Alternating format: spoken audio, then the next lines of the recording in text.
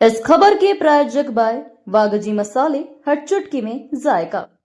वागजी premix spices.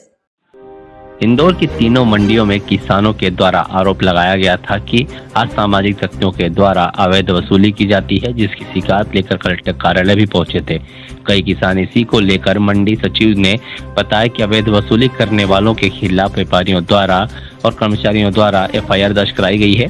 कृषि उपज मंडी व्यापारी संघ के अध्यक्ष सुरेंद्र राठौड़ ने बताया कि बबलू यादव, जो अपने आप को किसान संघ का नेता बताता है, उसके द्वारा लगातार किसानों, व्यापारियों और हमालों को परेशान किया जाता है और उसने पैसों की मांग भी करता है।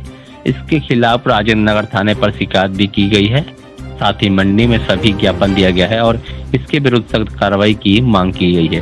साथ ही आपको बता दें कि किसानों के द्वारा आरोप लगाए गए थे कि गेट पर अवैध वसूली की जाती है। इस पर मंडी सचिव नरेश परमार ने बताया कि आरोप पूरी तरह निराधार है। किसानों से किसी भी तरह का कोई प्रवेश शुल्क नहीं लिया जाता।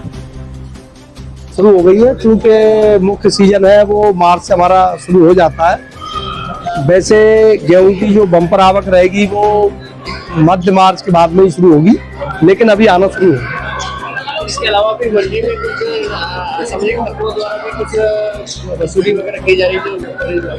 हाँ, मुझे हमालों के माध्यम से, व्यापारियों के माध्यम से और कर्मचारियों के माध्यम से ये शिकायत प्राप्त हुई थी कि ये आए दिन यहाँ पर आकर के और हमें डराते हैं, धमकाते हैं, शिकायत करते हैं कि अगर आप पैसे नहीं दोगे तो हम आपकी शिकायत करेंगे। इस तरह की शिकायत मुझे प्राप्त हुई थी। उनका जो पत्र था, मैंने उचित माध्यम से उसको अपने पदी दायित्वों के निर्वहन में अग्रेसित कर दिया। वसूली वगैरह कर रहे थे और आपने शिकायत की पुलिस में? हाँ, व्यापारियों द्वारा भी की गई है और कर्मचारियों द्वारा भी की गई है। तो उसको मेरे द्वारा उनको फॉरवर्ड कर दिया गया था, तो भेज दिया गया। किस तरह सुधारा जाएगा मंडी का? लगातार प्रयास रहता है। जो भी कमियां दिखती हैं, अगर ऐसा शिकायत आ रही है कि इस तरह से डरा धमका करके अगर वसूली की जाती है तो उसको भी सुधारा जाएगा। व्यापारियों को भी हमने बात की थी। व्यापारियों को ये कहना था कि अगर इसी तरह से ये लोग अगर आते रहे, हमें कभी, चूंकि मंडी में शेड रहते हैं, तौल और भुगतान भी होता है, तो अगर आज नीलाम हुई है तो निश्चित रूप से नीलाम होने के बाद में तौल होती है तो शेड के अंदर ही होती है। लेकिन हमारे पास में पर्याप्त शेड है।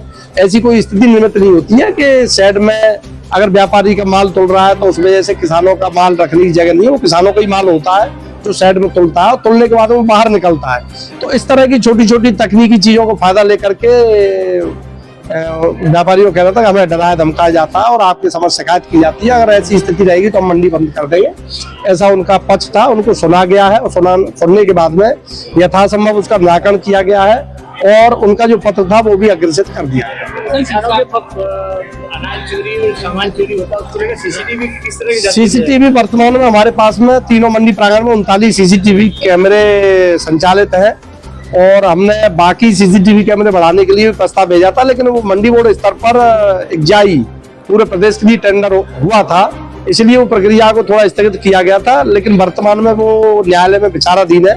जैसे ही उसके संबंध में कोई निर्णय होगा तो हम पूरा मंडी को सीसीटीवी से लैस करेंगे। वर्तमान में जहां आवश्यकता थी वहां पर भी सीसीटीवी कैमरे बढ़ाए गए। स्टाफ की अत्यधिक कमी है, इसके लिए हम वरिष्ठालय स्तर पर लगातार प्रयास कर रहे हैं। आउटसोर्स से भी हमने डिमांड की है।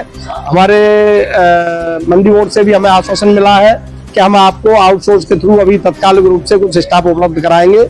आने वाले सीजन के हिसाब से हमें नीलामी को निर्विघ्न अगर संपादित करना है तो उसमें हमें स्टाफ की आवश्यकता है।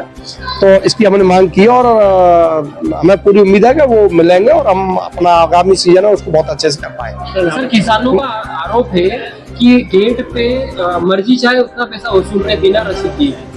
कौन सी मंडी में? किसानों से किसी भी मंडी में कोई पैसा नहीं लिया जाता है।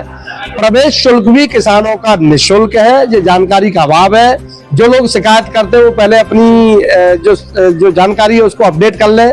शिकायत करने के लिए कोई भी शिकायत की जाती है, किसानों से मंडी प्रांगण के अंदर उनसे प्रवेश शुल्क भी नहीं लिया जाता, मंडी शुल्क भी नहीं लिया जाता। तो किसानों की जो शिकायत होना कि मंडी पे लिया जाता है, ये बिल्कुल निराधार है।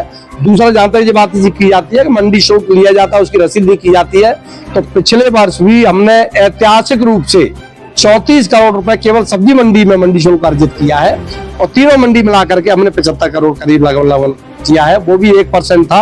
अगर ये 1.5% होता तो हमारा 115 करोड़ के आसपास होता, और अगर ये 2% होता तो 150 करोड़ के आसपास होता, जो मंडी के इतिहास में कभी नहीं हुआ। इससे पहले का जो सर्वाधिक रिकॉर्ड था, जब मैं आया था उस समय 40 करोड़ था। 40 करोड़ में तीनों मंडियां थी। पिछले वर्ष हमारी केवल सब्जी मंडी 34 करोड़ की इनकम दी है उसने। तो ये कहना कि रसीद नहीं दी जाती, अगर रसीद नहीं देता तो इस तरह की इनकम मंडी में नहीं होती। और किसानों का ये कहना कि किसान कहते हैं कि उनसे पैसा लिया जाता है, रसीद नहीं दी जाती है, तो किसानों से तो प्रवेश शुल्क लिया ही नहीं जाता है, और न ही किसानों से मंडी शुल्क लिया जाता है। मंडी शुल्क व्यापारी से लिया जाता है, निकासी के समय या रुपया जैसे भी बनाते हैं उस तरह से लिया जाता है, विधिवत काम। अपना नाम नरेश परमार, मंडी सचिव इंदौर।